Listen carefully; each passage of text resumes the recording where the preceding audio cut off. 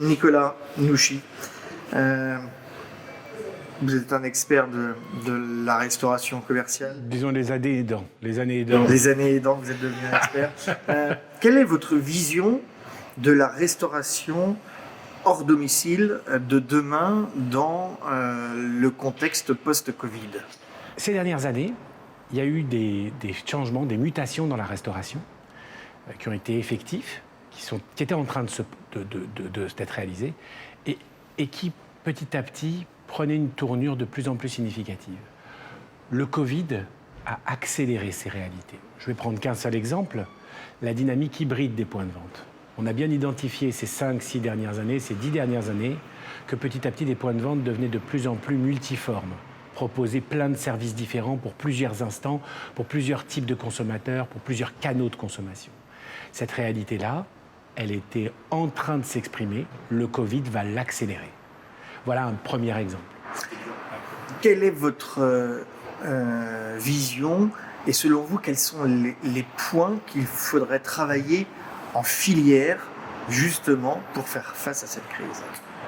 C'est très intéressant de se poser la question de la responsabilité ou des aptitudes de la filière pour pouvoir aider cette mutation et ce changement en restauration. La filière, elle a déjà un rôle en interne.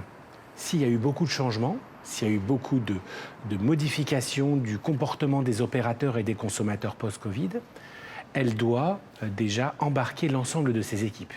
On ne peut pas être seulement 2 personnes ou 3 personnes chez un industriel à maîtriser les changements et les mutations. Il faut que tout le monde soit bien informé à la page. Donc il faut faire cette étape d'onboarding, déjà, celle pour pouvoir embarquer tout le monde. La deuxième, c'est que la filière, elle doit se poser la question en se disant comment est-ce que je peux accompagner mon restaurateur? Est-ce que j'ai les bons produits? À se poser déjà la première question, est-ce que mon produit ne va pas sortir de la cuisine du restaurant? Et ça, c'est un enjeu déterminant. Est-ce que j'ai les bons produits?